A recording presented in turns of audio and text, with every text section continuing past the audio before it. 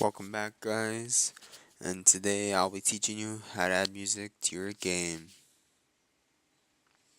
Alright, so first what you want to do is make a sound, and I just call mine sound for menu bar, which is Y. So basically, you'd make that, and then you just go to YouTube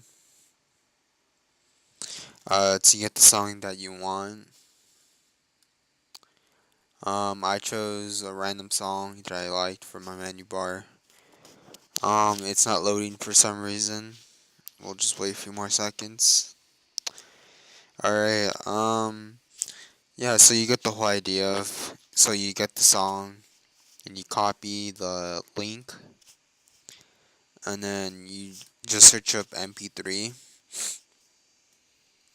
So you go to MP3, and then you could choose whatever you want, and then just paste the thing, and convert it, and then just upload it to your music file, and then you could just upload it here.